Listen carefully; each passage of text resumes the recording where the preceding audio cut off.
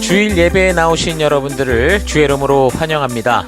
오늘 또 거룩한 예배 가운데 우리가 함께 나왔는데요. 우리 주변의 지체들과 같이 인사하며 함께 교제를 나누겠습니다. 먼저 서로 인사하시고 또 한 주간 좋았던 일, 또 어려웠던 일 서로 격려하는 그런 시간들 우리 잠시 가지고 또 계속해서 우리 예배 가운데 나가겠습니다. 함께 교제하십시다.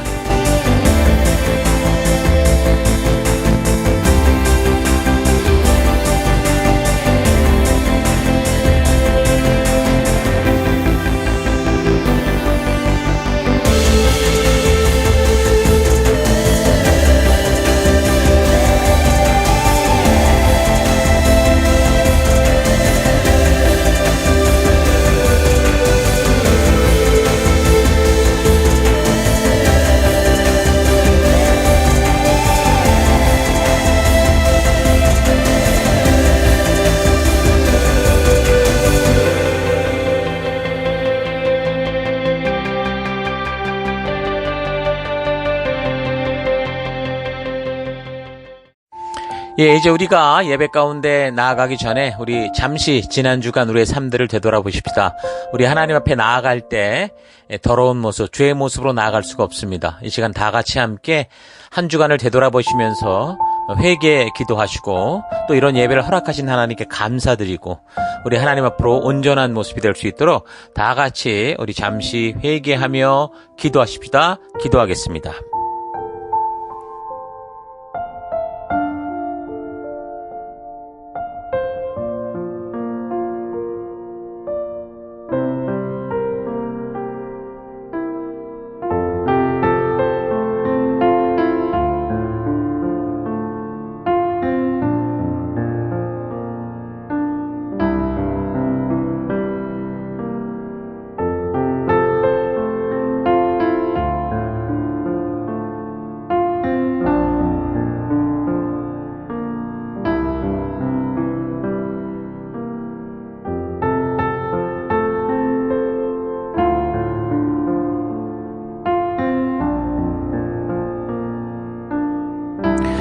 하나님, 지난 한 주간 은혜와 사랑으로 지켜주신 하나님을 찬양하며 감사드립니다.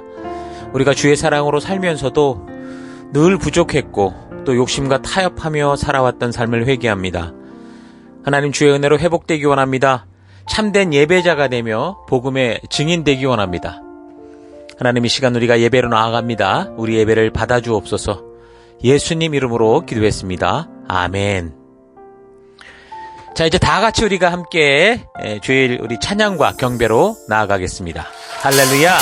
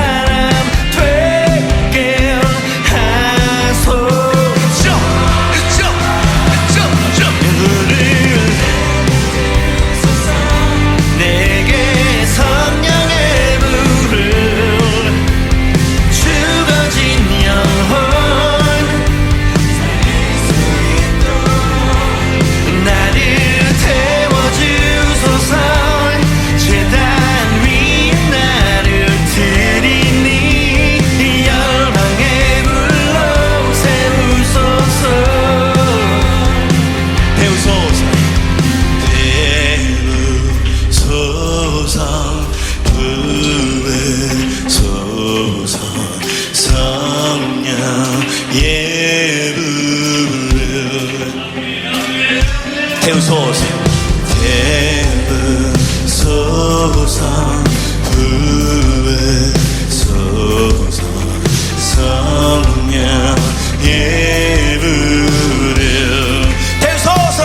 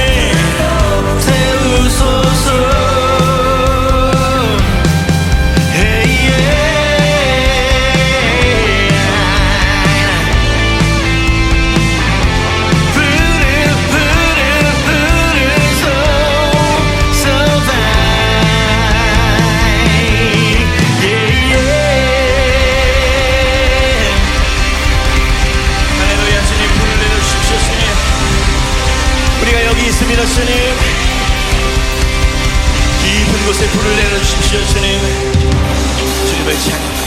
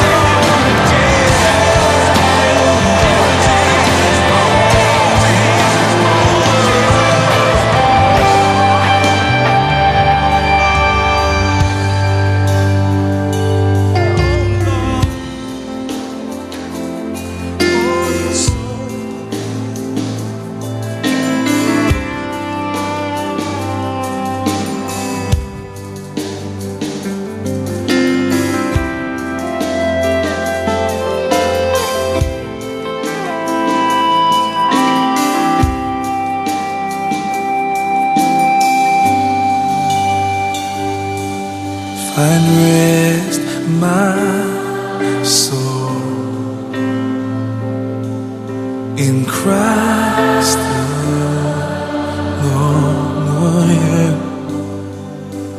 Know His power in quietness and trust.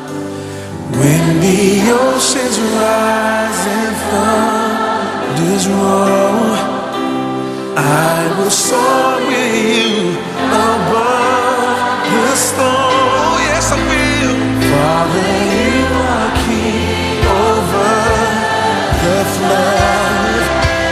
I will be still, know you, dark out, when the oceans rise and thunders roll. I will soar with you above the storm. Yes, I will. Yes, I will. You are king over the flood. I will be still, know you, my God. When the thunders roll, oceans rise and thunders roll. Say, I will soar with you above the storm.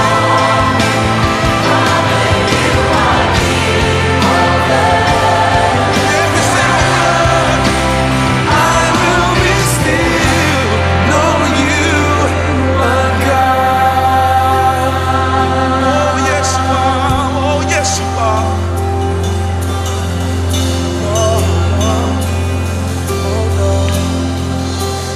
I will be still, know, oh, God.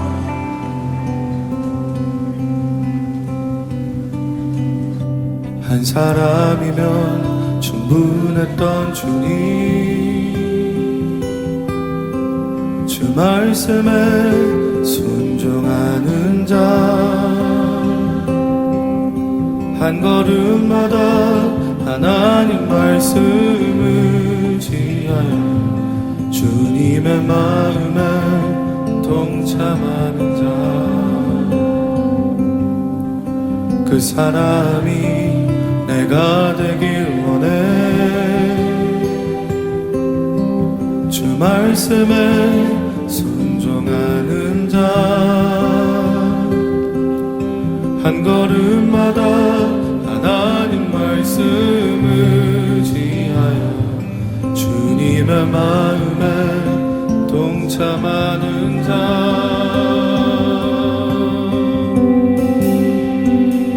나를 향한 계획 주님이 잘 아시네. 주를 향한 나의 삶 전심으로 주께 경배.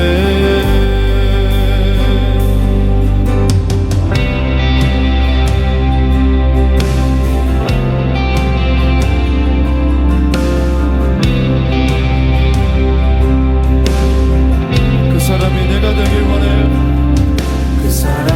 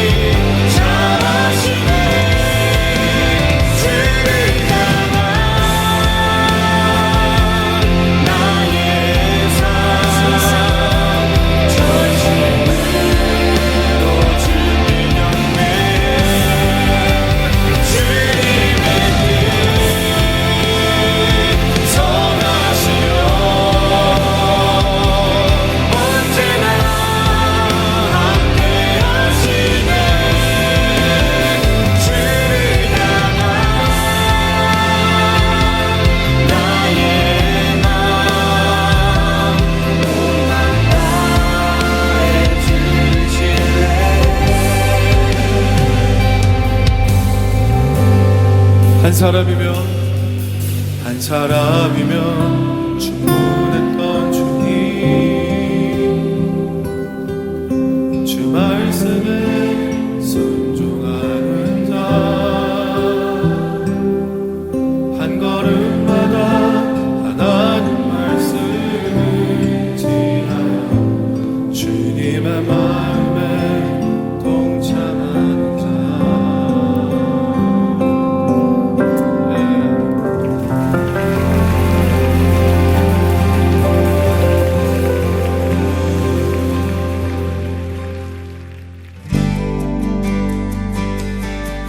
거룩하신 하나님, 주의 백성들이 주의 부르심 앞에 나옵니다.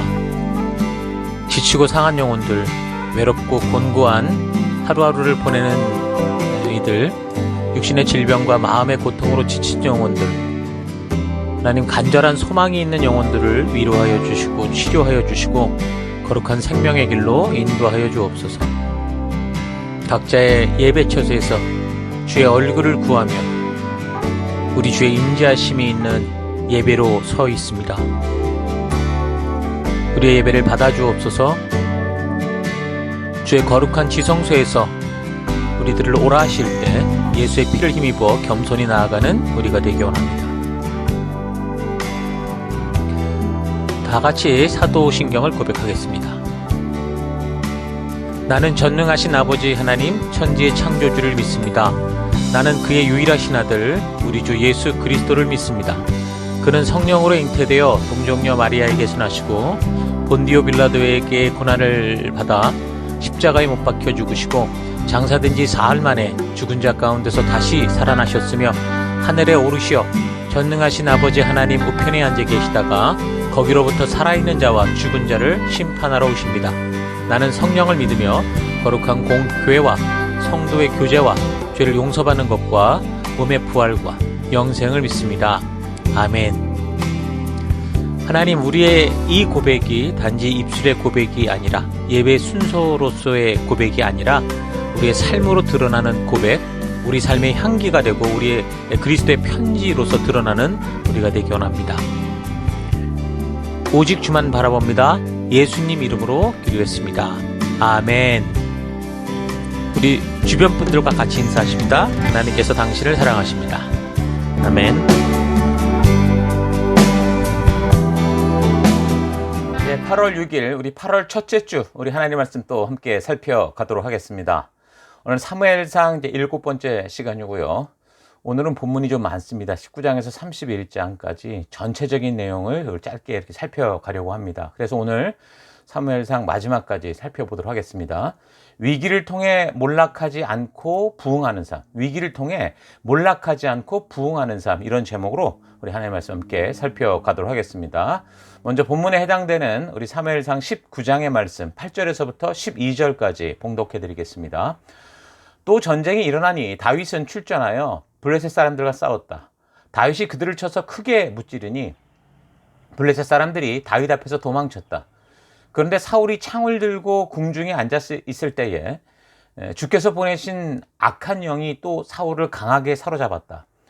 다윗이 수금을 타고 있는데 사울이 창으로 다윗을 벽에 박으려고 하였다. 다윗이 사울 앞에서 피하였으므로 창만 벽에 박혔다. 다윗은 도망하여 목숨을 건졌다.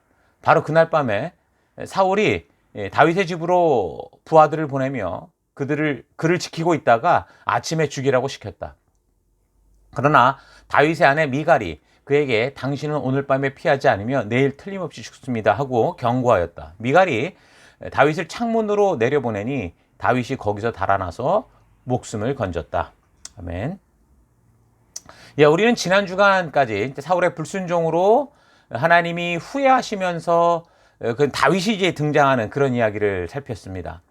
똑같은 조건에서 똑같이 부름받아 똑같은 성령의 기름 부음을 받았는데 사울은 이제 악령이 그를 괴롭게 하는 하나님의 법도와 규례와 언약을 다 외면하고 자기 생각대로 살아가는 그런 끝을 보여주고 있었고, 반면에 다윗은 이제 시작하는 입장에서 굉장히 겸손했고 또 하나님께 전적으로 의탁된 그런 삶을 사는 것을 우리가 살폈죠.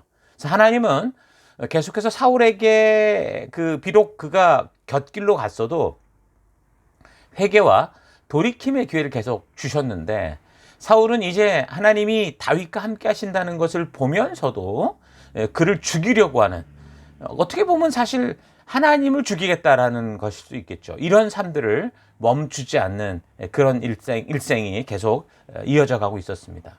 자, 그래서 이제 계속되는 19장을 보면 사울이 계속해서 다윗을 죽이려고 노골적으로 행동하는 그런 이야기들이 나오는데, 사울의 생각 속에 들어온 그 그릇된 생각들, 시기와 질투와 이런 생각들을 사울 자신이 어떻게 했어요? 스스로 마음으로 받아들이면서 다윗이 하나님께서 주신 사명을 함께 감당하는 동역자로서 너무 좋은 대상일 수 있는데 동역자가 아니라 경쟁 상대로 보았고, 그리고 그를 죽여야겠다라고 자꾸 이제 곱씹으면서 그런 악한 생각을 키우고 이제 속에서 계속 양육한 꼴이 되고 마는 거죠. 그래서 이제 시기와 질투라는 생각의 함정에 빠져서 다윗을 이제 적으로 생각하는 마음이 생기니까 이미 18장에서 보면 사울은 다윗에게 2번이나 뭐 창을 휘둘러 죽이려고도 했고, 또 자기 딸들까지도 미끼로 써서 이 다윗을 죽이려고 했죠. 그래서 블레셋 군대 속에 이 다윗을 보내서 죽이려고 했었던 그런 시도들이 있었습니다. 그러니까 사울 왕이 질투와 시기의 그 생각을 마음으로 품게 되니까 자기의 욕심과 욕망이 채워지기까지, 자기가 이 생각하는 대로 이루어지기까지 이젠 아무런 충고도 들리지 않는 거죠. 그리고 자기 생각에 그렇게 생각하는데 반대하는 사람들을 이제 다 적으로 단정해버리고 죽이는 이런 상태가 되는 겁니다. 그러니까 사울 왕은 자기에게 참으로 충성스러운 신하인 다윗을 그래서 노골적으로 살해하려고 죽이려고 하면서도 자기가 지금 어떤 행동을 하고 있는지조차 알지 못하는 겁니다. 자기 욕심과 욕망에 빠져 있기 때문에 그 주변에서 말해주는 그런 어떤 말도 들리지 않고 자기 그냥 완전히 감정에 우물 안에 이제 박힌 그런 삶을 살고 있었던 겁니다. 여러분, 요즘 세상에도 보면 그 뉴스를 통해 우리가 종종 듣듯이 뭐 살인 사건이나 뭐 강도, 뭐 강간 사건 이런 사건들의 뿌리를 보면 이미 저들의 미워하는 생각, 그러니까 저들이 미워하는 생각에 잡혀 있었고 음란한 생각에 빠져 있었고 그걸 받아들임으로 말미암아 이제 어떤 식으로든 뭐 남의 돈을 내 거라고 생각을 하는 그런 마음의 강도짓을 하는 것이고, 또 그 성욕으로 가득 찬 그 마음으로 욕정을 마음에 받아들이니까 그 욕심, 그 음욕에 사로잡혀서 그냥 이게 옳은지 그른지도 모르고 그냥 행동해 버리는 그런 걸 볼 수 있죠.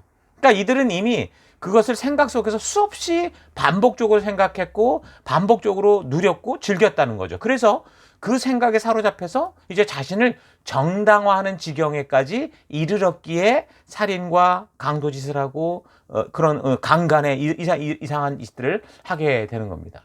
그래서 그런 욕심에 사로잡혀서 그것을 자꾸 곱씹다 보면 그 욕심을 정말 다 풀어낼 때까지 모든 자신의 생각이 자기의 그 죄악된 이 행동이 타당하다, 핑계를 대고 타당한 이유를 만들고 변명을 만들어서 결국에 자기 스스로가 완전히 바닥에 떨어져서 이제 모든 게 다 드러나게 되고 그 스스로 완전히 이제 뭐 사회적으로나 개인적으로 깨어질 때까지 자신을 절벽으로 계속 몰아쳐 가는 것을 볼 수 있습니다. 그러니까 잠깐의 어떤 충족을 위한 그 욕심이 살인을 통해 강도짓을 통해 강간을 통해 독한 말을 통해 막 이렇게 뿜어져 나오고 그렇게 하고 나서야, 다시 말해서 이제 모든 게 파괴돼서 더 이상 이제 회복할 수 없는 상태가 되고 나서야 자신이 욕정이라는 죄에 붙잡혀 있었다라는 그런 상황을 이제 보게 되는 거죠. 그러면 또다시 변명과 핑계가 되거나 아니면 정말 그런 죄악으로부터 돌아서거나 둘 중에 하나인데, 사울 같은 경우는 현재 지금 계속 자기의 욕정에 빠져드는 그런 상태였던 겁니다. 그러니까 마찬가지로 하나님의 은혜를 잊고 자기 교만의 욕심에 빠져버린 이 사울의 눈에는 그러니까 자기 생각을 반대하는 사람들이 다 적으로 보였고 왕으로서 죽여도 된다, 반역이다 이렇게 생각을 한 거죠. 그리고 사무엘이 하나님의 사람이라는 사실까지 망각을 하니까 그 영적인 가이드가 되어주고 하나님의 뜻을 전하는 사람들까지도 자기의 표적이 되고 어떤 꼬투리를 잡아서라도 협박하고 죽이려고 하고, 그러니까 살인 충동에 사로잡혀서 이제는 뭐 대놓고 이제 막무가내로 다윗을 죽이려고 자기만이 아니라 부하들을 시켜서 쫓아다니는 그런 행동까지 보이는 겁니다. 그게 얼마나 심했냐면 하나님의 영, 그러니까 성령께서 직접 사울이 하는 이런 짓거리들, 이런 행동을 막아야 될 정도로 막 사람을 보냈는데 보내는 사람마다 성령께서 다 막아내시니까 그 스스로가 막 그 다윗을 죽이겠다고 뛰쳐나갈 때 그것도 성령이 막으셔야 될 정도로 그의 생각은 이미 그릇된 시기와 그 질투의 생각에 완전히 사로잡혀서 그 이 살인이라는 죽여야 된다라는 그 생각에 불타올라서 눈에 뵈는 게 아무것도 없었던 거죠. 그러다 보니까 쉽게 말해서 하나님이라도 자신을 방해하면 죽여버리겠다 이런 식으로 행동을 하고 있는 겁니다. 그래서 계속해서 20장에서는 성령의 도움으로 이제 사울을 피할 수 있었던 다윗이 너무 답답하니까 어디 갈 데가 없잖아요. 그래서 사울의 아들 요나단을 찾아가서 도대체 왜 이런 상황이 벌어지는지 그 마음을 토로하죠. 그래도 이제 요나단 같은 경우는 다윗이 누군지를 알았고 다윗을 인정했고 또 그를 귀하게 여겼고 그런 존중하고 있었기 때문에 그에게 이제 다윗이 호소를 할 때 요나단은 설마 아버지가 그렇게까지 행동했겠는가 싶었던 것 같아요. 그랬는데 어찌됐든 다윗이 그런 지경이 됐다 하니까 어쨌든 다윗을 내가 돕겠다 이런 식이 되죠. 그래서 아들 요나단이 그 아버지 사울 앞에서 다윗을 이제 변호를 하려고 해요. 그러니까 사울 왕이 아들 요나단에게 불같이 화를 내면서 흥분하는 거예요. 심지어 그래서 자기 아들까지 죽이려고 막 창을 던질 정도로 그럴 정도로 지금 이제 정상적이 않은 이 상황을 알게 되는 거죠. 그러니까 지금 사울은 질투와 교만의 마음에 사로잡혀서 끝없이 다윗과 스스로를 비교하고 적이 아닌 다윗을 죽여야 된다라는 생각을 곱씹어 온 건데 아들 요나단도 설마 할 정도로 이 사울의 생각은 완전히 그런 욕정에 사로잡혀서 자신의 말과 행동을 분별하지 못할 정도로 자신은 옳은 이런 왕의 자리를 지키려고 하는 어떤 그런 것처럼 그렇게 이제 착각을 하고 있었던 겁니다. 근데 이런 이야기가 사실은 우리가 지금 이렇게 성경의 이야기를 듣고 있지만 이런 모습은 사실 남의 얘기가 아니라 어쩌면 지금 내 안에서도 이루어지는 일일 수 있죠. 그런 함정에 빠져 있는 것은 없는지 그래서 우리 스스로 잘 되돌아보고 이 말씀의 가치를 따라 사는 길을 우리가 바르게 분별하고 나아가야 됩니다. 그렇지 않으면 내 주변에 나와 함께 하고 있는 나의 아내가, 나의 남편이, 나의 자녀가, 우리 함께 교회 속에 있는 공동체 지체들이 사울의 눈에 다윗을 보는 것 같은 그런 생각으로 우리 스스로를 합리화시키고 계속적으로 상대를 비난하고 상대를 비방하고 어떻게 해서든 넘어뜨리려고 하는 그런 삶 속에 빠져갈 수 있는 거죠. 여러분 삶을 살다 보면 우리가 여러 가지 어떤 일로 인해서든 잘못된 생각들이 우리의 그 마음속으로 들어올 수는 있어요. 그런데 절대 이걸 반복적으로 곱씹고 생각하면서 마음 깊은 곳으로까지 받아들여서 내 것으로 만들지 말고 무엇보다 자신의 마음을 하나님의 말씀대로 잘 지켜가는, 그래서 우리가 지난주도 나눴지만 복잡한 생각, 성경적이지 않은 생각이 들어올 때는 기꺼이 그것을 깊이 묵상하지 않고 쉽게 버려버리는, 어떻게 보면 넌 왜 이렇게 단순해? 라고 말을 듣더라도 그렇게 살 수 있는 우리가 돼야 된다는 거 여러분 잊지 마시고, 우리가 어쩌면 내 안에 있는 이 사울의 모습들을 잘 분별해내고 더 이상 사울의 길이 아니라 다윗의 길, 또 요나단과 같은 서로를 믿어주고 지켜주고자 하는 그런 길로 갈 수 있는 여러분과 제가 되기를 바랍니다. 자, 어찌됐든 이런 위급한 위기에 빠진 이 다윗을 사울의 아들 요나단이 돕고, 또 누가 돕냐? 사울의 딸 미갈하고 둘째 딸이한테 결혼했잖아요. 그러니까 미갈도 돕는 거야. 그래서 그 위기 속에 아버지는 죽이려고 하는데 그 아버지의 아들, 딸들이 도와서 다윗이 어떻게 해요? 그나마 잘 도망갈 수 있었습니다. 그래서 이제 21장에서 28장의 이야기가 이제 다윗이 도망치는 도망자 생활의 얘기가 쫙 나오는 거예요. 그럼 다윗은 그저 믿음대로 살려고 애썼을 뿐이었는데 이제 다윗만이 아니라 다윗의 가족까지 위협을 당하니까 다 같이 도망 생활할 수밖에 없었어요. 다윗은 사울을 피해 도망 다니면서 심지어는 블레셋 쪽으로 뛰어들 수밖에 없었어요. 적이었는데도.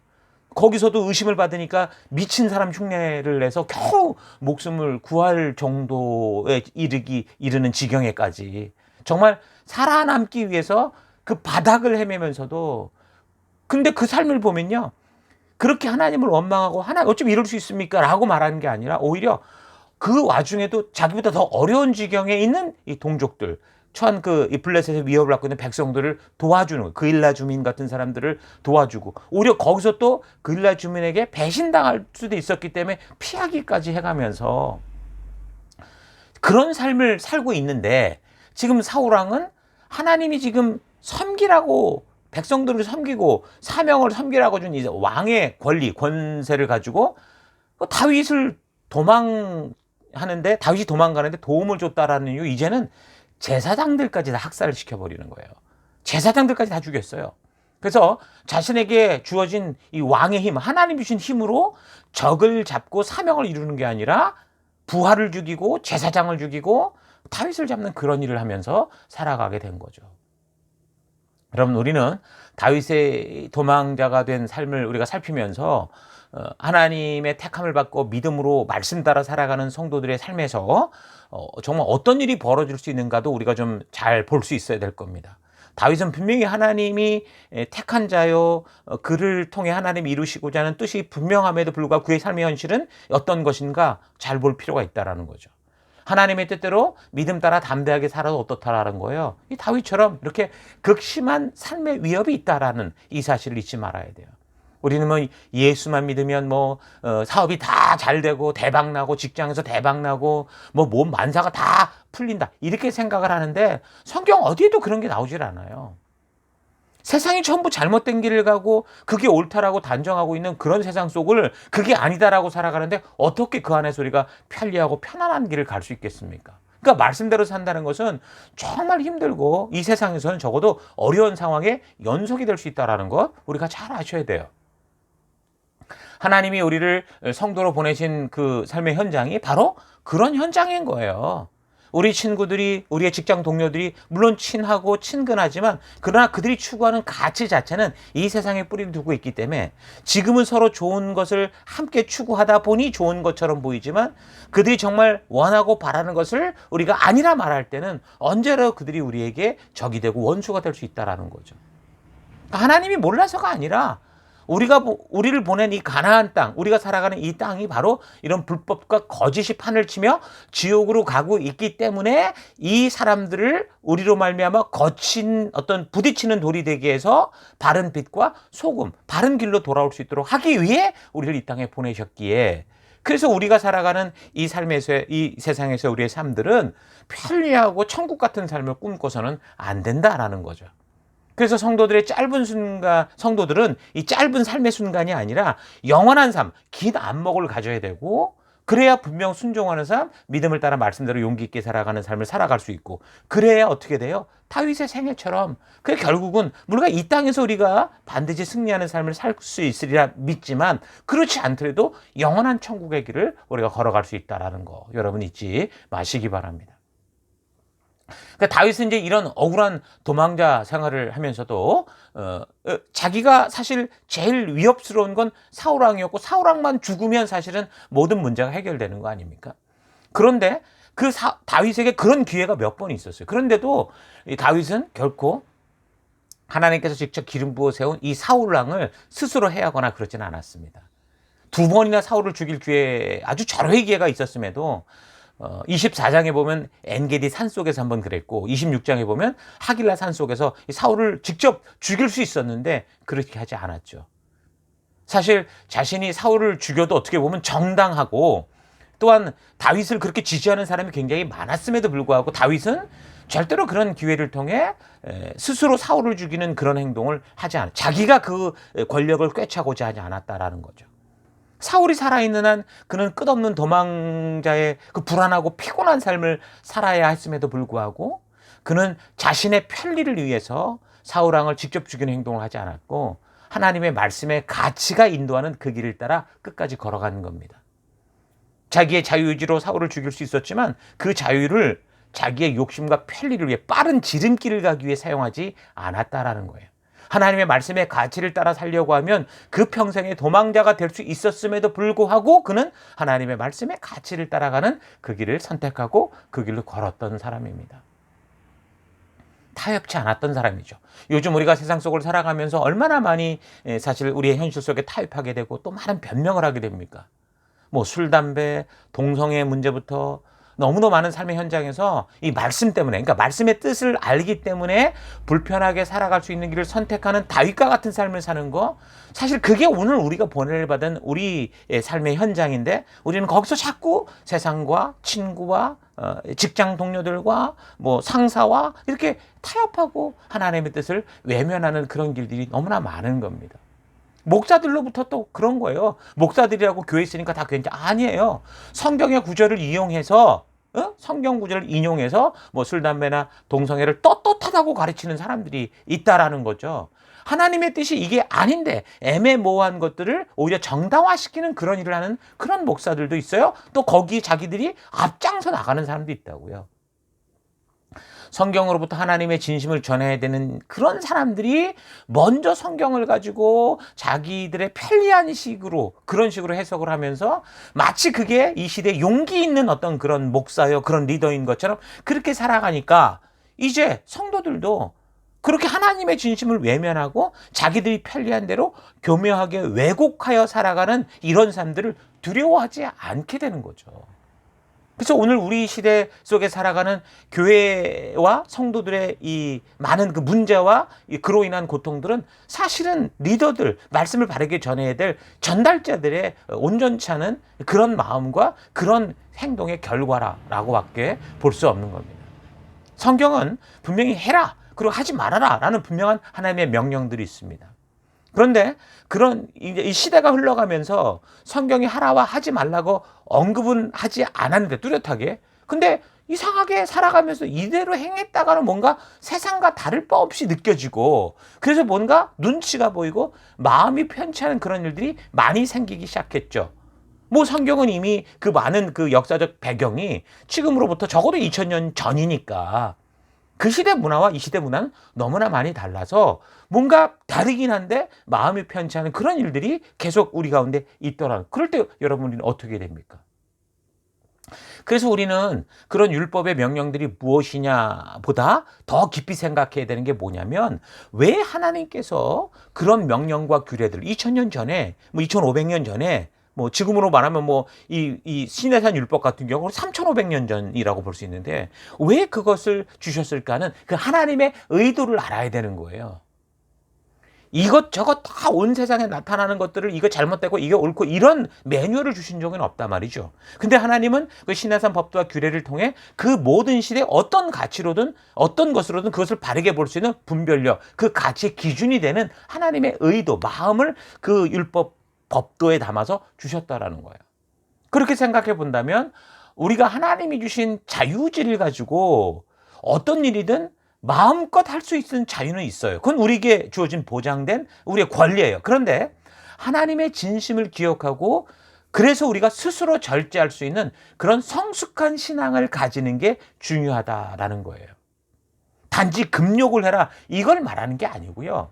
율법과 모든 선지자들의 외침이 하나님을 사랑하고 이웃을 사랑하는 것이다 라고 말씀하신 것처럼 예수님께서 우리의 행동이 나에게는 어쩌면 아무런 해를 주지 않는다고 생각할 수 있어요. 하나님 주신 자유의지가 있으니까. 그러나 내가 이렇게 살아갈 때 우리 주변의 연약한 지체들에게는 위험을 초래할 수 있다라고 생각을 한다면 스스로 자기 자신이 내가 가진 자유를 기꺼이 절제하는 그런 삶이 필요하다라는 거죠. 우리가 부모로서도 자녀 앞에서 내 마음대로 할 수 있어요. 그러나 자녀들에게 본이 되고 온전한 삶을 위해 내가 절제하는 게 있잖아요. 그런 것과 같은 거죠. 그런 얘기가 고린도전서 8장 13절에서 사도 바울의 말대로 어떻게 표현했어요? 만일 우상 앞에 놓았던 고기를 먹는 것 때문에 형제에게 죄를 짓게 한다면 나는 차라리 일생 동안 그것을 먹지 않겠습니다. 형제를 죄에 빠뜨릴 수 없기 때문입니다. 라는 이 사도 바울의 고백이 똑같은 일맥상통하는 거예요. 스스로 절제하는 것이 바른 신앙의 삶이라는 거죠. 신약에서 이런 문제가 터져서 사도 바울은 이렇게 고백하고 이런 것들이 성경의 기록으로 남아 우리에게 도전이 되고 있으나, 이때 사도 바울이 처음 말하는 게 아니라 하나님은 처음부터 우리에게 자유의지를 주시는 그때부터 처음부터 이런 삶들이 우리에게 주어진 삶이라는 걸 알게 하셨던 겁니다.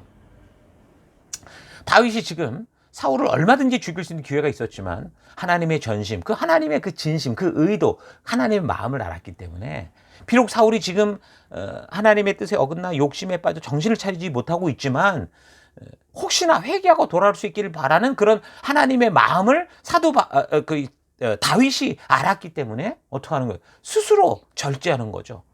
사울왕에게서 직접 뭐 해를 가거나 그렇지 않고 하나님의 마음이 내 마음이니 하나님의 뜻대로 살아가는 그런 삶을 살아갔던 것이 다윗이었습니다.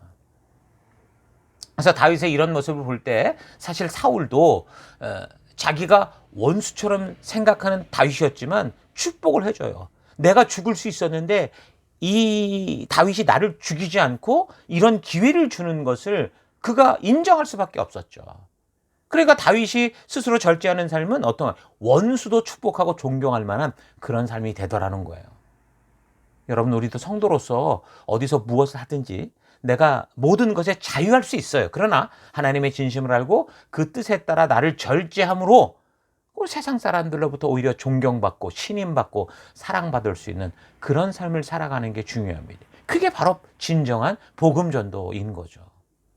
그러면 성도는 무엇보다 사람들과의 관계를 중요하게 생각해야 됩니다. 하나님이 주신 진리를 왜곡하는데도 편리하고 그렇게 좋은 관계의 좋은 그 관계가 아니고 하나님이 말씀하신 이 진리의 바탕 위에서 사람과의 바른 관계를 소중히 여기는 삶을 살아가야 된다라는 거죠.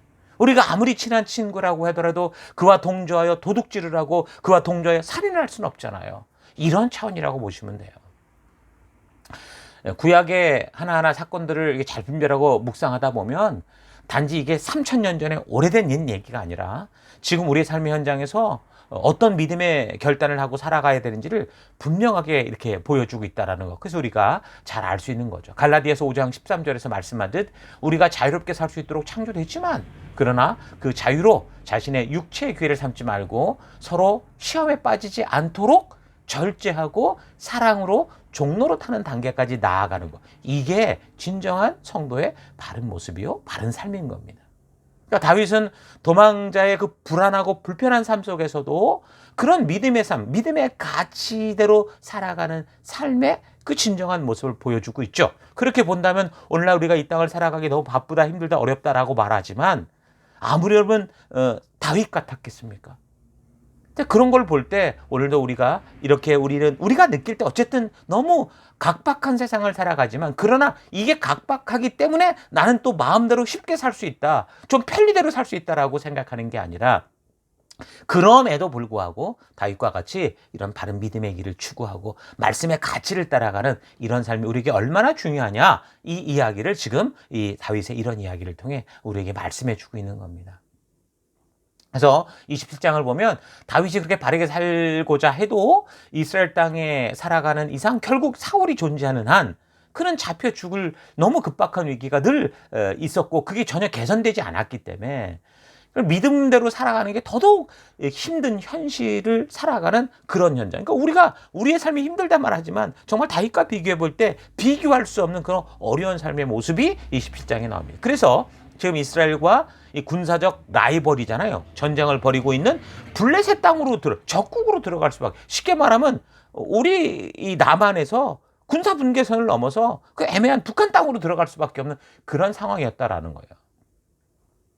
그러나 다윗은 이제 일단 사울의 그 위협은 그렇게 피할 수 있었는지 몰라도 블레셋 지경에서 정말 그게 바르게 살 수 있겠습니까? 예? 우리가 지금 이 남한 땅에서 힘들어서 북한 땅에 들어갔다 하면 거기서 편리하게 살겠어요? 아니죠.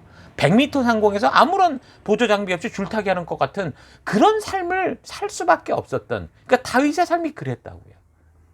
그래서 다윗은 그 생애가 그 이제 기름 부음 받고 오히려 나라를 위해 애국하는 목숨을 건 그 골리앗과의 싸움에 이기고 그리고도 그 전쟁 속에서 목숨을 걸고 싸워 이김에도 불구하고 그는 도망자가 돼서 온 광야를 헤매야 됐고 위급할 때는 막 그 블레셋 지역까지 뛰어들어가서 그쪽 왕에게 막 이 목숨을 구걸해야 되는. 그곳에서 자기를 알아본 사람들 때문에 그래서 결국에는 미친 척도 했다고 21장에 보면 나온단 말이에요.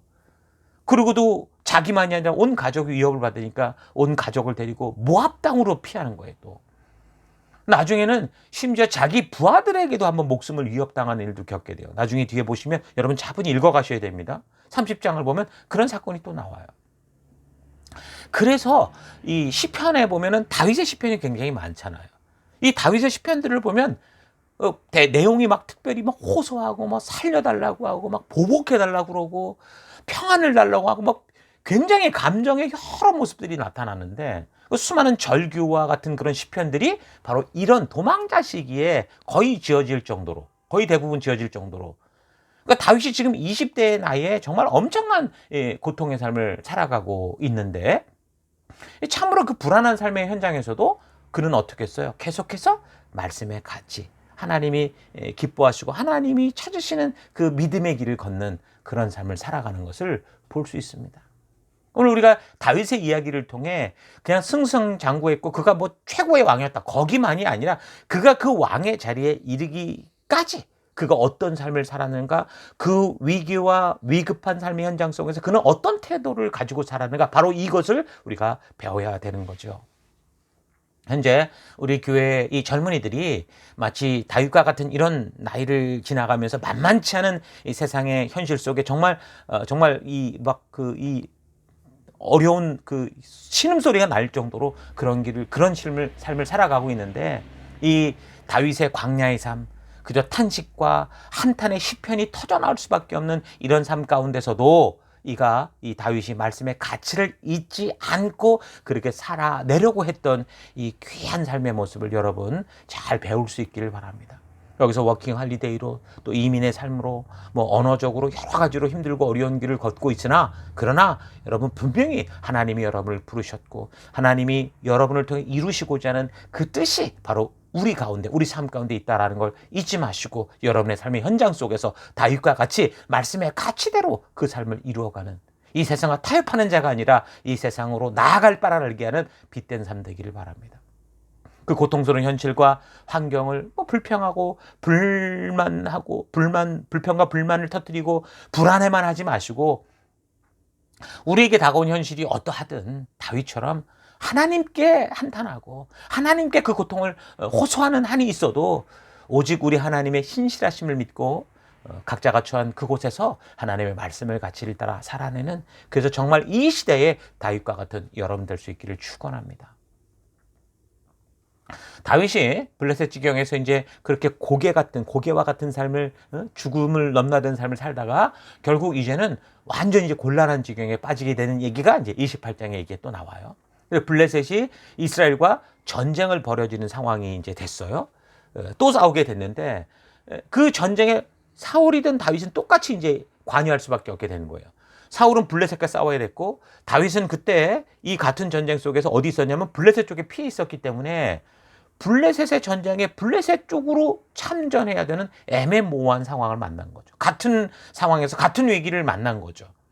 그때 이제 사울이 어떻게 행동했는가가 28장의 얘기고, 그럴 때 다윗이 어떻게 행동했는가 얘기가 29장, 30장의 이야기거든요.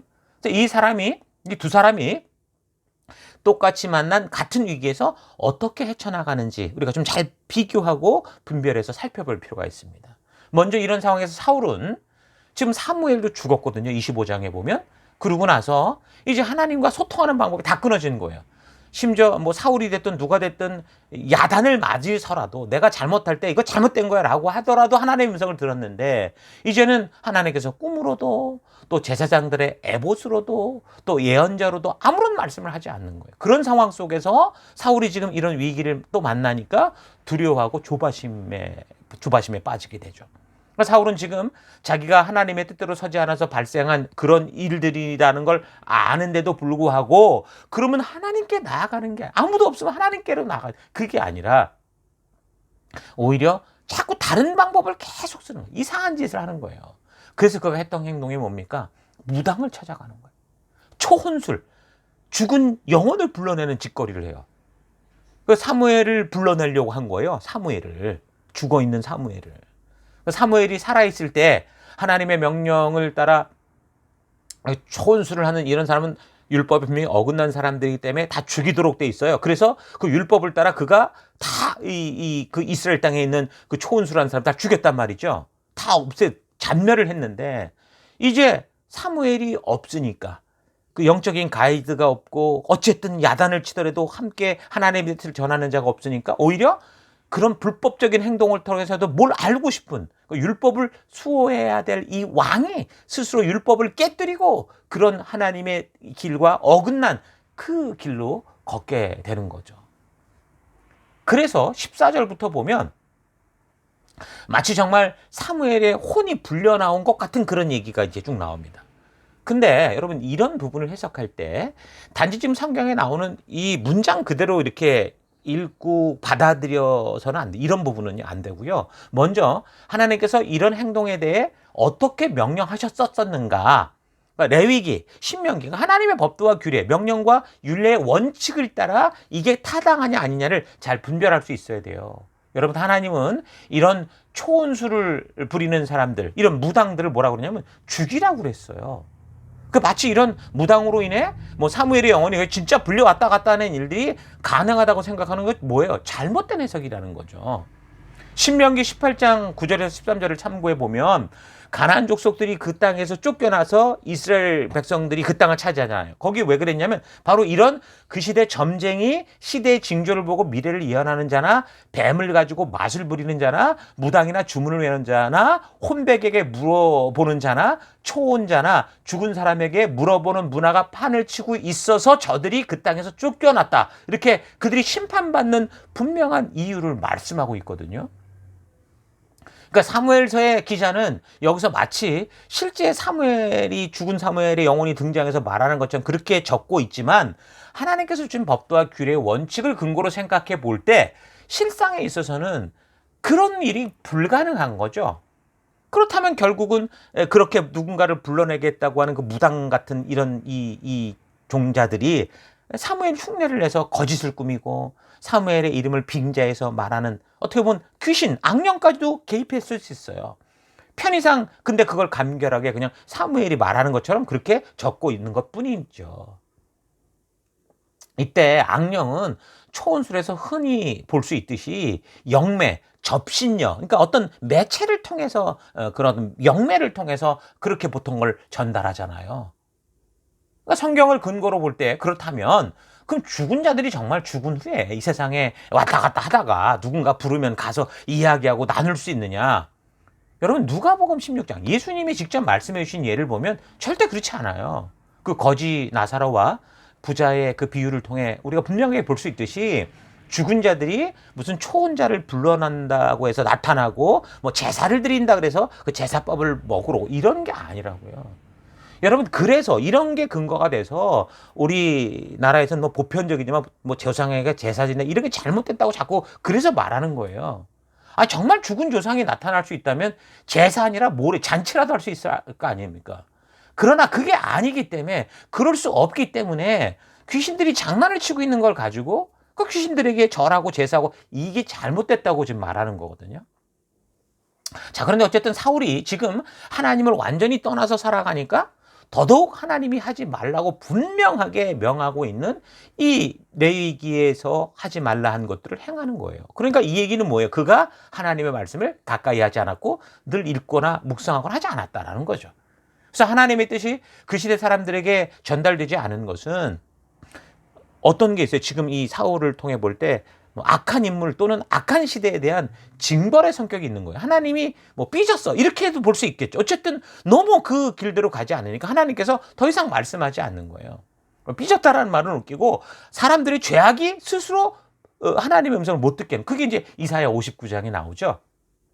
이사야 59장 1절 주의 손이 짧아서 구원하지 못하는 것도 아니고 주의 귀가 어두워서 듣지 못하는 것도 아니다. 오직 너희 죄악이 너희와 너희의 하나님 사이를 갈라놓았고 너희의 죄 때문에 주께서 너희에게서 얼굴을 돌리셔서 너희의 말을 듣지 않으실 뿐이다 이렇게 말합니다.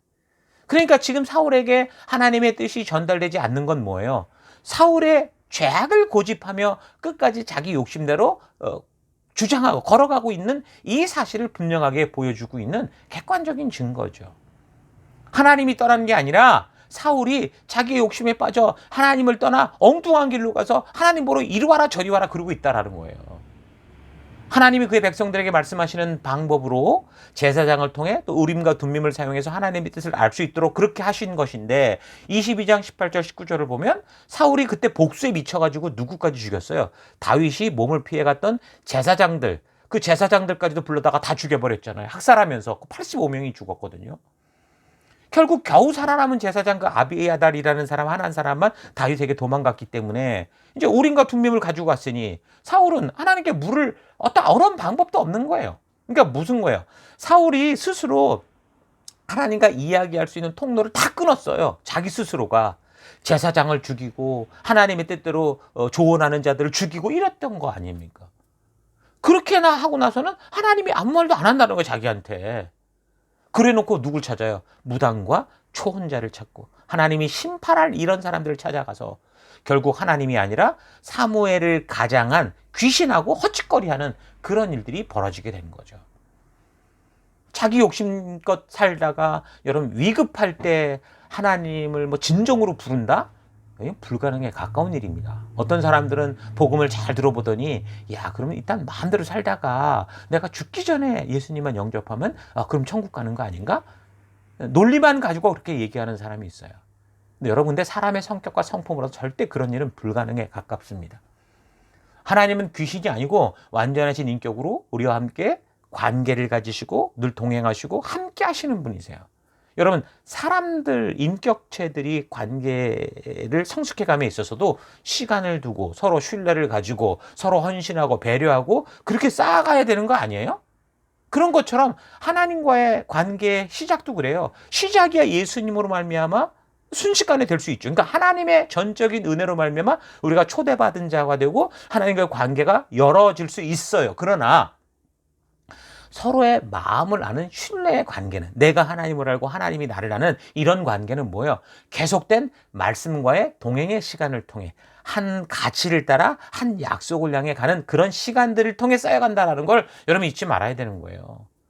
어느 순간 자신이 급박하니까 영적인 체험 한 방으로 뭔가 충족된다고 생각하는 건 사탄의 거짓말입니다. 착각입니다.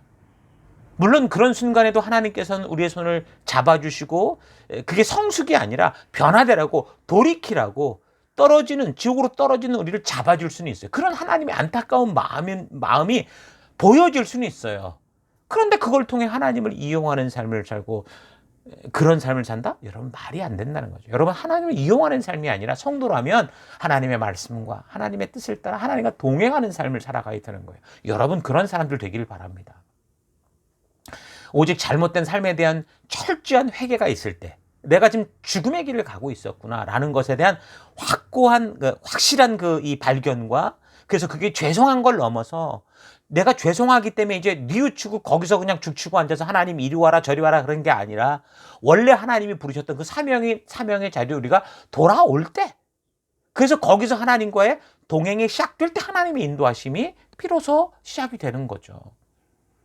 자기의 욕심스러운 이 자리를 고집하면서 위급할 때만 하나님을 불러내서 이것저것 묻고 자기에게 필요한 것 뽑아먹고 그 다음에 다 이제 시원해지면 그 다음에 또 그냥 버려버리는 그런 자세로는요 사울처럼 우리의 욕심을 채우기 위해 자신을 숨긴 사탄을 만나게 될 가능성이 훨씬 많다는 거예요.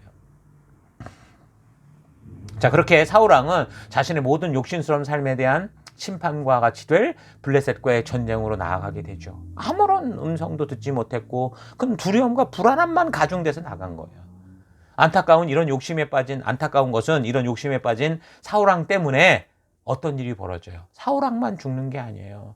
그 충성스러웠던 그 하나님의 백성 요나단, 자기 아들 요나단도 또 많은 백성들도 전쟁에 나가서 죽게 된다라는 거죠. 그러니까 리더의 욕심, 리더의 그 개인적인 욕망은 큰 재앙을 불러온다라는 거예요.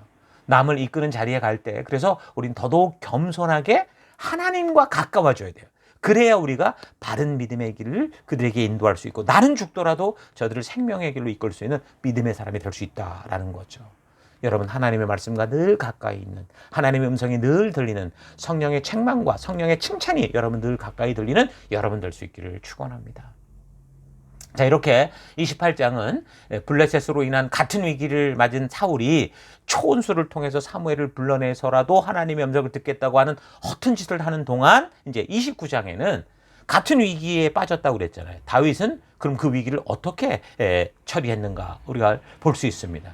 그때 다윗은 블레셋 족속 그 가드 지역의 왕 아기스에게 몸을 피하고 있었어요. 그랬기 때문에 블레셋의 이 전쟁, 그러니까 동족과의 전쟁을 치러야 됐는데 이 전쟁에 끌려나갈 수밖에 없는 그런 위기를 만난 거예요. 그동안 그가 사울 왕을 피해서 이 가드 지역, 블레셋 지역, 그 가드 지역의 왕이었던 아기스의 호위를 통해 살고 있었기 때문에 그가 전쟁에 나가자는 걸 거절할 수 없는 그런 굉장히 곤란한 상황에 처했다는 거죠. 근데 다행히 블레셋 군대끼리 이제 의견이 충돌하는 거예요. 다윗을 의심한 거죠. 야, 저 사람이 골리앗을 우리 장군 골리앗을 넘어뜨렸고, 응? 천천히 그 백성들이 사울은 천천히고 다윗은 만만이라고 했던 그런 사람인데 그런 사람이 여기서 휙 돌아서면 우리가 어떻게 되겠냐 의심을 한 거죠. 그러니까 이것도 지금 하나님의 성령의 어떤 역사라고 볼 수 있는 거예요. 위기를 이겨나가는 그런 다윗은 그럴 수밖에 없는 상황이었는데 그런 상황이 벌어지고 있습니다. 근데 다윗은 이걸 볼 때 뭘 볼 수 알아요? 그러니까 아기스라는 이 왕이 다윗을 전쟁에까지 데리고 가야 되겠다라고 생각했다라는 건 뭐예요? 다윗이 어느 곳에 있든지 그와 함께하는 사람들에게는 확고한 신뢰를 얻는 그런 삶을 살았다라는 걸 알 수 있어요. 그래서 이 왕이 그 부하들과 같이 뭐라고 그러냐면 얘가 망명에 온 날부터 지금까지 한 번도 허물을 찾지 못했어. 이렇게 말할 정도로. 그 적국이었던 블레셋, 자기가 죽인 골리앗의 나라에 망명 생활을 하면서도 다윗은 그 블레셋 지역의 왕들에게 그 백성들에게 신임을 받아서 오히려 그 왕을 호위하는 부대가 돼서 전쟁에까지 나아갈 정도로 신임을 받고 살았다라는 거예요. 여러분 여기서도 우리가 깊이 생각해 볼 게 있겠죠. 우리 성도들도 어때요? 이 세상 속을 살아갈 때 다윗처럼 살아내는 우리가 돼야 된다라는 거죠. 비록 하나님의 뜻과는 전혀 다른 삶을 살아가는 세상이라고 하더라도 그곳에서 하나님의 뜻대로 살아내면서도 세상 사람들에게 함께 일하는 사람들에게 인정받고 신뢰를 얻는 그런 사람이 되기를 바라요. 세상의 그런 문화, 세상의 무슨 이 주색 잡기 이런 거 쫓아가는 걸 잘한다고 인정받는 게 아니에요. 세상도 사람이에요. 하나님 만든 사람이기 때문에 그런 사람을 인정하는 게 아니라 진정으로 본질에 대해서 진실하고 신실할 수 있는 이런 사람을 신뢰하더라는 거죠. 그래서 우리가 뭐 회사에 가서 술 한 잔 못 먹고 같은 어떤 회식 자리에 못 끼어가지고 우리가 신뢰를 잃었다? 그게 아니라는 거예요. 오히려 그게 아니라 우리의 삶 속에서 진정으로 우리가 해야 될 것을 바르게 하지 못했기 때문에 신뢰를 받지 못했을 가능성이 훨씬 많다라는 거 잘 기억하셔야 돼요. 여러분 사람의 신뢰를 받는다라는 건요. 이건 신앙의 문제가 아니라니까요. 그 사람의 삶의 태도, 그 사람의 생각의 태도, 그 사람이 그 현실 속에서 신실하게 정말 상대를 돕고 배려하려는 그런 태도, 희생하려는 태도, 헌신하려는 태도, 여기서 생기는 거지 우리가 예수 믿는다, 술 한잔 안 먹는다 이것 때문에 왕따 당하는 일은 없다는 거예요. 여러분들이 속한 사회에서 신임을 받고 있지 못한다면 그것은 아마 신앙의 문제가 아니라 분명히 내가 가진 나의 삶의 태도, 생각의 태도에 문제가 있을 수 있다는 거 잊지 마시고 여러분 자신의 삶을 신중하게 되돌아보아 오늘 다윗과 같이 어디서든 신뢰를 얻을 수 있는 그런 진지한 삶을 살아가는 여러분 되기를 바랍니다. 단지 세상이 뭐 원하는 대로 뭐 원숭이처럼 따라야 살아야 된다. 그래서 신임받는다. 여러분 절대 그거 아니에요. 비록 나는 세상이 추구하는 것과는 전혀 다른 말씀의 가치를 추구하고 살아간다고 해도 세상은 결코 나를 우습게 여기지 못하고 오히려 그 말씀의 가치가 주는 진정한 힘, 이 사람의 신실함과 이 사람의 정직함을 신뢰할 수 있게 된다라는 거죠. 전혀 다른 가치인데 세상이 무시하지 못하고 존중하는 삶이 될 수 있어요. 내가 하나님의 뜻대로 살아서 그래서 왕따 당하는 게 아니라 내 삶의 태도와 생각의 태도에 문제가 있기 때문에 내 삶의 태도에 문제가 있기 때문에 이걸 인정하셔야 그래야 내가 나를 바르게 되돌아보고 정말 하나님 말씀의 가치를 따라 살아가는 그런 내가 될 수 있다는 거 잊지 마시고 그런 믿음의 길로 나아가는 여러분 되기를 바랍니다. 어쨌든 다윗은 같은 민족과 이제 적으로 싸워야 되는 그 위기에 처해 있었지만 결국 성령의 도우심으로 그런 위기를 벗어나게 되죠. 그래서 이제 돌아가라고 그러는 거예요. 말씀의 가치를 따라 살아가는 다윗이기 때문에 결국 자신들의 적으로 돌변할 수 있다라고 했던 다른 장구들, 블레셋의 다른 그런 군대들의 말을 듣고 이 가드 지역 왕이었던 아기스가 그를 신뢰했으나 할 수 없이 다윗을 되돌려 보내요. 이것 또한 잘 보세요. 신뢰 문제라는 거죠. 신뢰의 결과라는 거예요. 전쟁에서도 얘가 배반할 수 있다고 의심을 하는데, 그러면 그 다윗을 지금 뭐 이스라엘로 돌려보내는 것도 아니고 자기들 후방으로 가는 거 아니에요. 그럼 다윗이 후방에서 저들을 공격한다면 더 곤란한 지경이 될 수 있는데, 이 블레셋의 왕은 지금 어때요? 다윗을 자기 후방으로 되돌려 보내는 거예요. 그렇다라는 건 뭘 또 말하는, 정말 확실히 다윗에 대한 신뢰가 있었다. 정말 다윗의 삶이 정말 본받을 만한 삶이다. 정말 우리가 이거를 부인할 수 없는 거죠. 여러분, 정말 이런 다윗과 같은 신뢰를 얻는 여러분이 되길 바라요. 여러분의 삶의 곳곳에서 믿음으로 사는 사람들에 대해 다니엘의 경우도 그렇고 느헤미야의 경우도 그렇고 보면 세상이 인정하고 존중하는 그런 경우가 성경에 기본으로 다 나와요. 그러니까 하나님께만 잘했다 이런 사람이 없어요. 그냥 쉽게 여러분 이 본문들을 그래서 넘어가지 마시고, 이 오늘 나오는 다윗이 됐든 뭐 다니엘이 됐든 느헤미야가 됐든 이런 사람들이 어떻게 도대체 하나님의 가치를 따라 살아가면서도 세상에서 세상의 신뢰와 신임을 받을 수 있었을까 잘 묵상해 보시고, 바로 오늘 이 시대를 살아가는 우리 또한 다윗과 같은, 다니엘 같은, 느헤미야 같은 그런 신뢰를 받는 그런 믿음의 사람으로 여러분의 삶의 곳곳에서 빛을 비추는 여러분 되기를 축원합니다.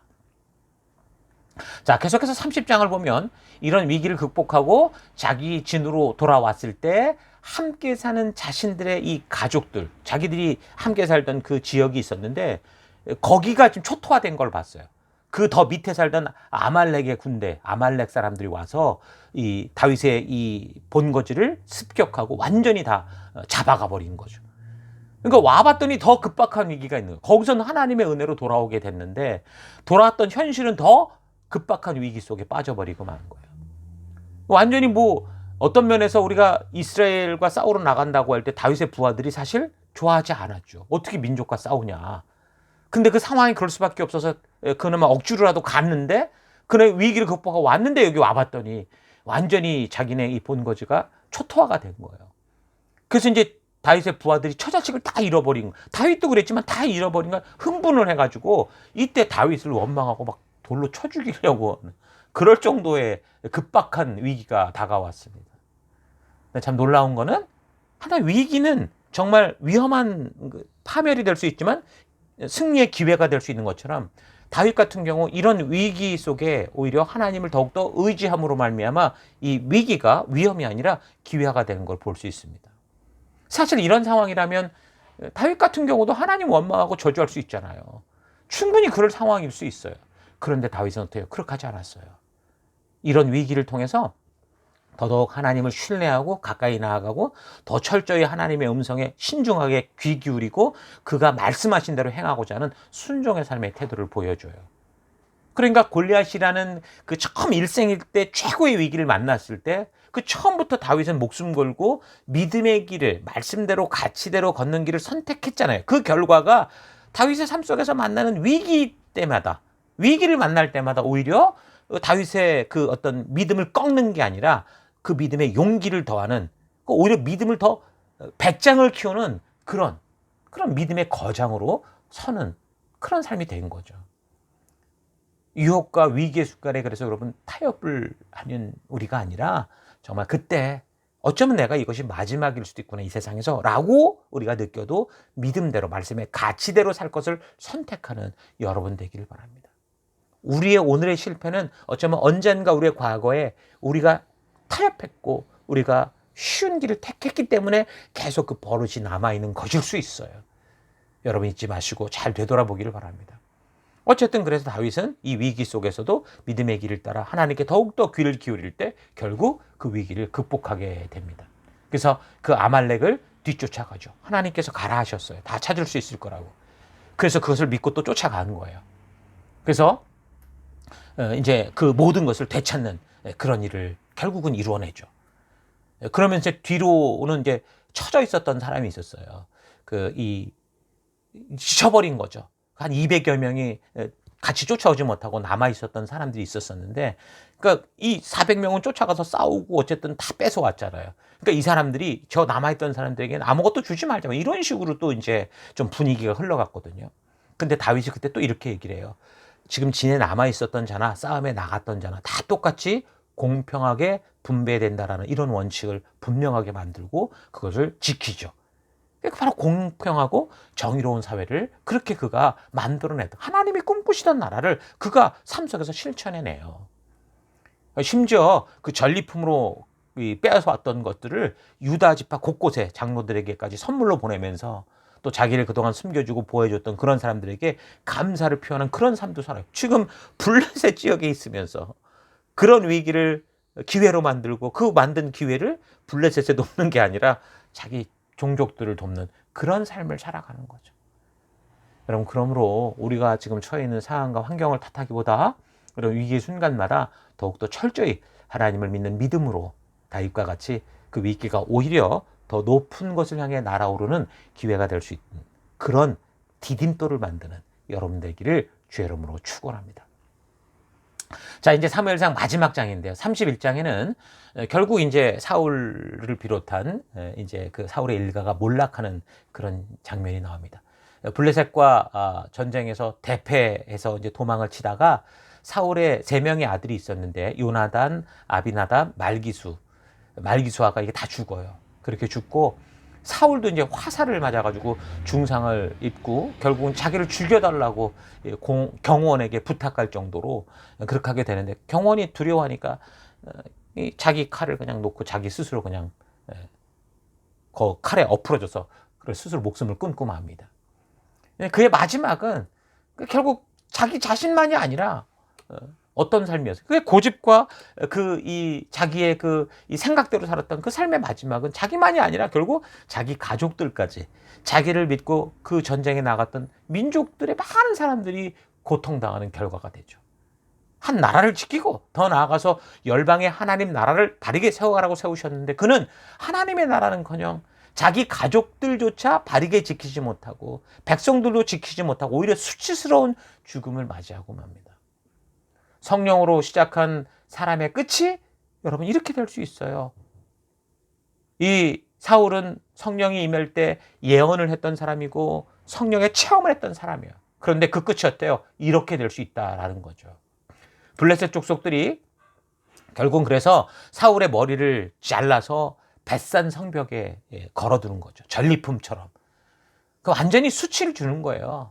그때 이거를 누가 좀 이 시체를 바르게 처리해 주냐면 길르앗의 야베스 그 주민들이 이 시체를 거두어다가 바르게 장사를 지내줍니다. 길르앗 야베스 기억나시죠?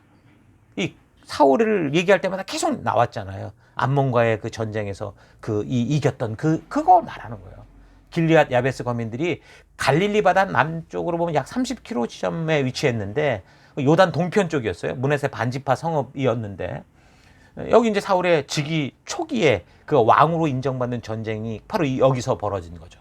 암몬 사람들부터 이들이 침공을 받았을 때에 그때 사울이 그 베색에서 군사를 모집해가지고 암몬 사람들을 공격함으로써 이 길르앗 야베스 거민을 구원했던 적이 있었잖아요. 그러니까 여기서 사울이 온 이스라엘 족속들에게 왕으로 인정받았다고 그랬죠. 근데 거기서 또 그 사건이 계기로 교만해지는 어떤 계기가 됐다고 했었는데 어찌됐든 이 길르앗 야베스 거민은 그렇게 해서 구원을 얻었었기 때문에 과거 사울의 이런 은혜를 잊지 않았던 거예요. 그래서 그가 그 상태로 있다라는 걸 듣고 시체가 걸려있다라는 걸 듣고 그들이 쫓아 올라가 가지고서 그 시체를 거두어서 장사를 지내고 7일 동안 단식하며 또 슬퍼해 줍니다. 자, 이렇게 사무엘상의 이야기가 마무리가 돼요. 이렇게 이제 사무엘상의 역사가 마무리되는데 사울이 만약에 처음 그렇게 하나님께서 은혜를 주셨을 때 그 첫 마음을 잊지 않고 계속 그것을 지키며 살아갔다면 아마 성경의 이 역사는 이런 식으로 흘러가지 않았을 가능성도 있다고 봅니다. 비록 왕이 다스려야 되는 그런 나라가 됐다고 하더라도 그 왕이 하나님을 경외하고 그 말씀을 따라 날마다 하나님의 말씀을 묵상하고 읽고 하나님의 진심을 알고 그 의도를 따라 성실하게 살려고 했다면 나라를 섬기고 백성을 섬기고 하나님 앞에 나아가려고 했다면 정말 하나님이 꿈꾸셨던 그 거룩한 제사장 나라로서의 삶이 가능했을 거라고 생각이 돼요. 그러나 사울은 어땠어요? 욕심과 질투에 빠져서 결국 무너지고 말았습니다.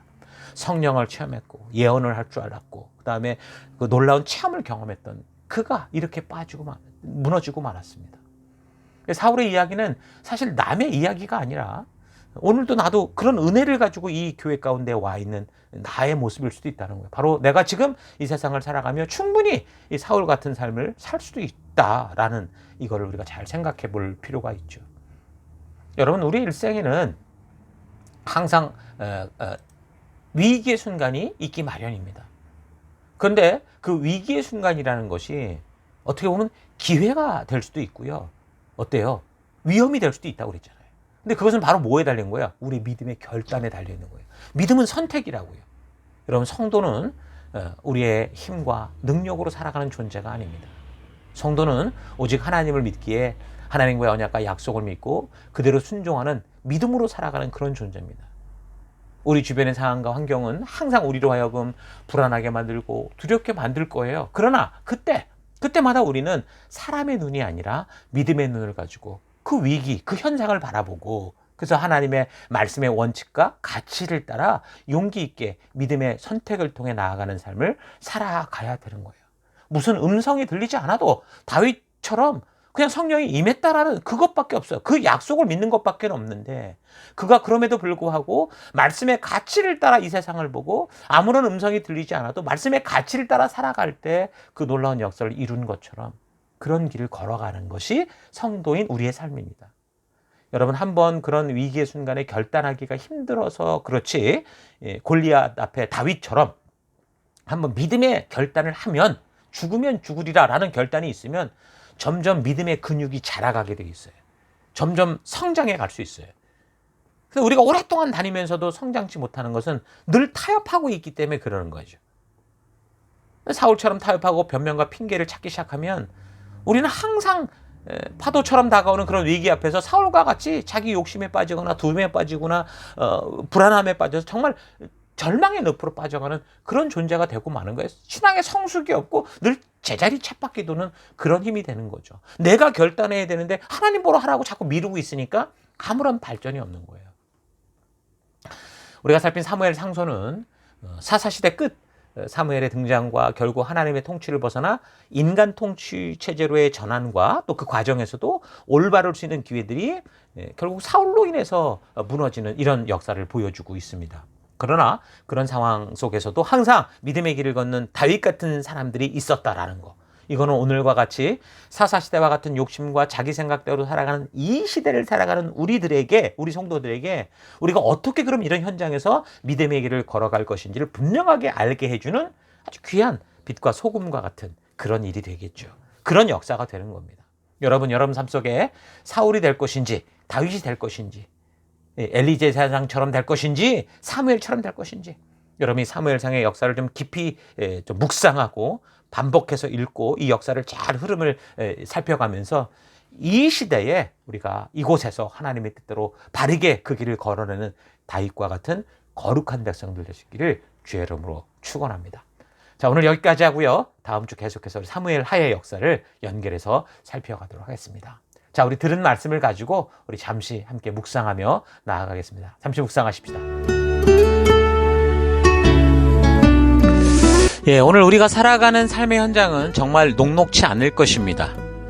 근데 하나님이 정말 우리가 이렇게 살아가는 현실을 모르실까요? 다윗이 그런 고통의 현실 속을 살아가는 걸 하나님이 모르셨을까요? 다 알고 계시죠? 하나님께서 우리로 하여금 일부러 사실 이런 어둠 속에 보내신 거나 마찬가지입니다. 여러분, 그렇다면 나는 그러면 어떤 삶을 살고 있고 왜 이렇게 살아가는지를 되돌아보시길 바랍니다. 나는 내 삶의 터에서 어제와 다른 바 없는 그 파도치는 이 삶의 현장에서 하나님께서 나로 하여금 더 높은 곳으로 좀 인도하시고자 하는 그 파도를 타고 올라서 그렇게 나아가고 있는지, 아니면 사울처럼 오히려 침몰하는 삶을 살고 있는지, 다윗에게 파도는 오히려 독수리 날개치며 날아오르는 삶이 된 것처럼 그런 삶을 사는지 되돌아보십시다. 그래서 하나님이 우리의 실수와 잘못을 심판하려는 게 아니라 계속해서 나와 예수님의 생명으로 언약한 그 새 언약 백성다운 자리로 부르시고 성장케 하시고자 나를 회개케 하시고 격려하시는 그런 소리를 듣는 우리가 되길 바랍니다. 하나님은 우리를 정죄하는 분이 아니라 우리를 정결케 하셔서 하나님이 인도하신 그 생명의 길, 그 약속의 길, 그 복된 길, 그 믿음의 길에서 승리하는 우리가 되기를 원하시는 분이십니다. 작고 연약하고 허약하고 부족하기 때문에 우리는 더더욱 그래서 우리 하나님만을 의지해야 되는 그런 존재죠. 하나님은 그것을 아시고 그리고 나를 택하셨고 그래서 성령으로 인치셔서 이 폭풍 치는 사명의 현장으로 함께 보내시는 겁니다. 그래서 보이는 것과 느끼는 것을 가지고 불안해하고 두렵게 하는 우리의 생각을 우리 마음속에 넣고자 하는 자꾸 거짓을 심고자 하는 사탄의 거짓된 이 술수들을 우리가 잘 분별하고 말씀 앞에 굳건히 서는 우리가 되기를 바라요. 여러분이 지금 느끼는 두려움은 단지 느낌일 가능성이 많습니다. 물론 현실적으로 없다는 게 아니지만 그러나 그것이 우리를 결코 죽음으로 지옥으로 몰아넣지는 않습니다.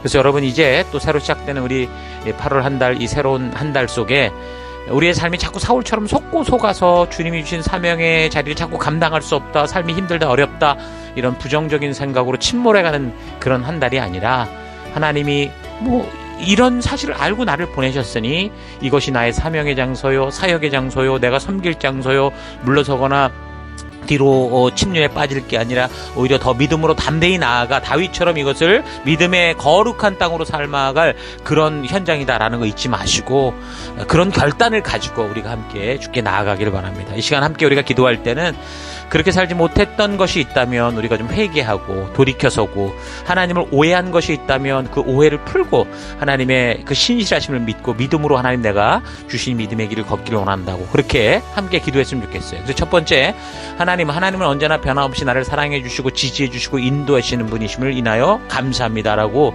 감사의 기도를 했으면 좋겠고 둘째 하나님의 약속이 아닌 사탄의 거짓된 생각에 속아서 주님이 너무 필요해서 나를 보내신 사명과 사역의 자리를 자꾸 회피하고 편리한 길을 찾았던 것 회개합니다. 회개하시고요. 마지막 세 번째 하나님 다윗처럼 인생의 그 밑바닥에 있어도 주의 지팡이와 막대기가 나를 함께 하심을 믿고 나와 함께 하심을 믿고 끝까지 성령으로 시작한 이 사명의 길을 말씀의 가치를 따라 걸어감으로 능히 감당하는 내가 되기 원합니다. 다 같이 우리 잠시 함께 기도하겠습니다. 기도하십시다.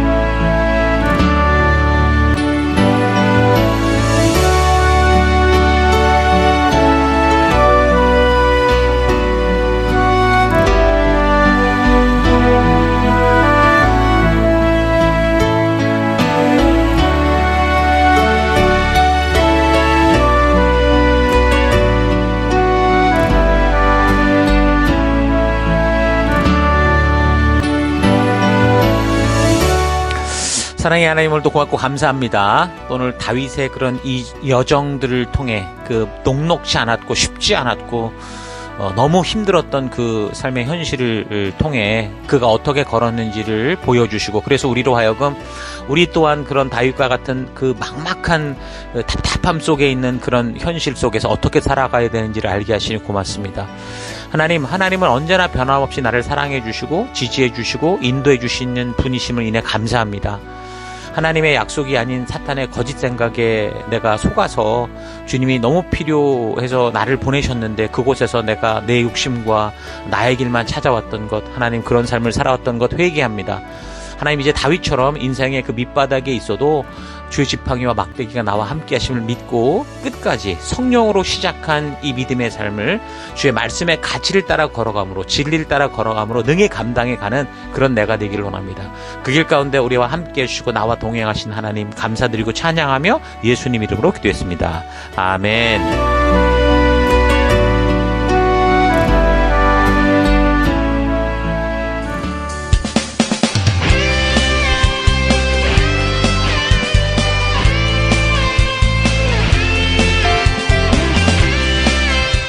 2023년 8월 6일 교회 소식을 함께 나누겠습니다. 이번 주는 2023년 셀위크 27번째 주간입니다. 주중에 함께 모이는 셀 모임은 그냥 교회에 가면 모이는 소그룹이라는 개념을 넘어 우리에게는 이것이 성도의 삶의 터요, 하나님 나라인 교회입니다. 하나님이 그의 백성들을 위해 준비하신 가정입니다. 하나님께서 구원받은 백성들을 위해 영적인 가정을 준비하셔서 주 안에서 새롭게 태어난 생명들이 그곳에서 먹고 자라며 성장할 수 있게 준비하신 것이 진정한 교회인 셀입니다. 그래서 우리는 각자의 영적인 가정 셀을 통해 서로 사랑과 관심을 가지고 함께 연결된 영혼 한 사람 한 사람이 스스로 주도성을 가지고 말씀의 가치를 따라 살아가는 성도답게 강건해져 갈 수 있도록 강단을 통해 전달되는 하나님의 말씀을 부지런하고 성실하게 나누며 말씀의 꼴을 바르게 먹여 바른 성경적 정체성을 가질 수 있도록 해야 합니다. 또한 세상 그 어디에서도 말할 수 없는 아픔과 슬픔과 두려움들을 함께 나누고 함께 그것을 위해 기도하며 삶에서 능히 이겨낼 수 있도록 함께 걸어가는 일들을 해야 합니다. 그래서 사랑의 돌봄과 성경과 역사를 통해 하나님의 의도를 알게 하는 교육이 셀로 함께 모이는 부르심의 목적임을 잊지 말고 하나님이 부르신 바른 방향을 향해 바른 방법으로 서가는 우리가 되십시다.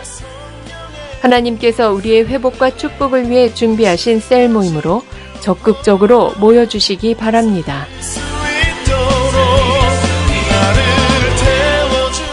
매월 첫 번째 주간 저희 교회가 집중하는 사역 포인트는 모든 성도들이 하나님의 가족 셀에 속하게 하는 것입니다. 셀로 연결되는 것은 하나님이 예수 그리스도의 피로 사신 거룩하고 진정한 가족을 만나는 것입니다. 그리스도의 몸된 성도들은 그리스도의 머리 되신 교회와 셀에 연결되어야 바르게 성장하며 살아갈 수 있습니다.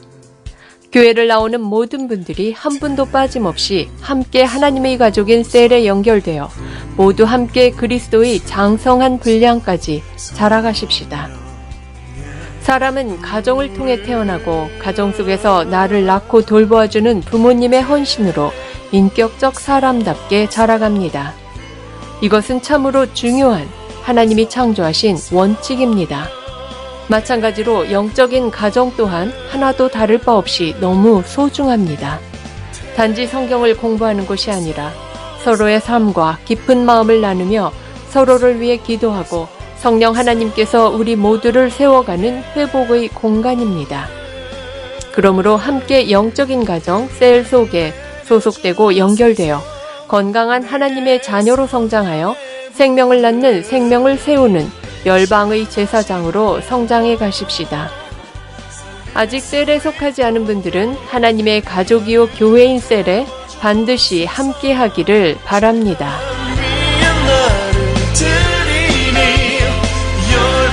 예배 후 8월 교회 소개반 첫 모임이 있습니다. 멜번시티 교회가 어떤 부르심을 따라 어떻게 사명을 감당하고 있는지를 소개하는 시간입니다. 매월 첫 주와 둘째 주 모임을 가집니다. 교회를 처음 오시는 분들은 함께 오셔서 하나님께서 이 교회를 부르신 사명과 그 사명을 이루어가는 우리 교회의 비전들을 먼저 들으셔서 함께 한 교회에 소속되는 디딤돌이 되는 시간, 함께 한 사명을 위해 같은 방향을 바라보며 같은 방법으로 나아갈 수 있는 시작의 시간이 되기 바랍니다. 모임 장소는 우리가 교제를 하는 로버트 화이트 홀에 있는 스몰 룸입니다. 매월 첫 주 금요일 모이는 줌 기도회 모임이 있습니다. 8월 11일 금요일 저녁 9시 온라인 줌으로 8월 기도회 모임으로 모입니다. 준비된 기도 가이드를 따라 각자의 공간에서 온라인을 통해 함께 모여 기도하는 기도 골방 모임입니다. 이 모임에 참석하는 방법은 다양합니다. 각자가 참석해도 좋고 원할 때는 각 셀별로 한 곳에 모여 참석해도 좋고 또는 사는 지역이 같은 두세 사람이 모여 참석해도 좋고 또는 마치 기도 산책처럼 홀로 길을 걸으며 참석해도 좋고 어느 곳에서든 정해진 시간에 온라인으로 참여하여 함께 기도할 수 있는 모임입니다. 새로운 한 달을 시작하며 함께 모여 함께 기도하며 함께 서로를 위해 사명을 위해 기도로 하나님 앞에 서서 다니엘과 같이 거룩하게 살 것을 결단하는 시간으로 만들어 가십시다. 오늘 각자의 처소에서 영상 온라인 예배로 참석해 주시는 분들과 이곳 예배당으로 처음 참석해 주신 여러분을 환영합니다. 예배 후 성도의 교제는 본당 옆 건물 1층 로버트 화이트홀에서 모이게 됩니다. 함께 오셔서 귀한 성도의 교제 가운데 하나님의 은혜와 축복을 경험하실 수 있기 바랍니다. 주중에는 연결된 셀들과 온라인 오프라인을 통해 모이는 셀 모임이 있습니다. 각 셀마다 정해진 요일에 온라인으로 또는 오프라인으로 함께 모이고 있으니 셀 모임에도 적극적으로 참여하여 하나님의 마음이 담긴 성경과 역사를 지체들과 함께 나누며 하나님 안에서 나는 누구인지를 바르게 알아가는 축복된 시간들을 나누시기 바랍니다. 다음 주일 예배도 예배당에서 드립니다. 우리가 예배를 드리고 있는 멜번시티 CBD 안에 있는 스카스 처치에서 2시에 예배를 드립니다. 미리 예배 시간 5분 전까지 오셔서 거룩하고 귀한 예배, 하나님의 말씀으로 거듭나는 예배 되도록 하십시다. 우리가 드리는 예배는 계속해서 매주 영상으로 미리 준비되어 교회 사이트에 매주일 오전 6시에 업로드됩니다. 또한 교회 유튜브에도 같은 시간에 업로드가 되니 어떤 이유로든 예배당 예배를 나오지 못하게 되는 경우 각자가 처한 처소에서 각자 가능한 시간에 하나님의 부르심 앞에 스스로 나아가 예배 드리실 수 있기 바랍니다. 내가 처한 어떤 상황과 환경 속에서도 변함없이 거룩한 예배자로 서서 온전한 예배를 드리실 수 있기 바랍니다. 지금까지 8월 6일 교회 소식이었습니다. 한 주간도 믿음으로 말씀 따라 승리하는 여러분들 되시기 바랍니다. 예, 계속해서 우리 함께 우리 교회가 존재하는 목적을 외치고 축도로 예배를 마치겠습니다. 2023년 사람을 세우는 교회임을 잊지 않고 살아가는 교회 되기, 그 사명을 감당할 때 사랑을 가지고 사명을 이루는 교회 되기, 하나님이 주신 방향을 잃지 않고 열심을 다하는 교회 되기, 사명을 위해 구별하신 열방의 제사장 나라 거룩한 교회 되기, 어떤 상황과 환경 속에서도 하나님의 말씀대로 용기 있게 순종하는 교회 되기. 아멘. 자, 이런 부르심의 목적을 잊지 않고 각자의 삶의 현장에서 믿음으로 말씀 따라 말씀의 가치대로 승리하는 여러분 되시기를 축원합니다. 다 같이 기도하겠습니다. 이제는 우리 주 예수 그리스도의 은혜와 하나님의 그 크신 사랑하심과 성령님의 감화, 감동, 위로, 축복, 충만하심이 하나님께서 나의 실패를 탓하는 분이 아니라 돌이키고 부르심 가운데 나아가고자 할 때 회복하여 주시고 차고 넘치게 하시는 분임을 믿고, 그래서 자신의 삶의 현장이 어떠하든 말씀의 가치를 따라 하나님과 동행하기를 소망하며 나아가는 모든 백성들 머리 위에 이제로부터 영원토록 함께 하실지어다. 아멘. 하나님 말씀에 한 명을 거는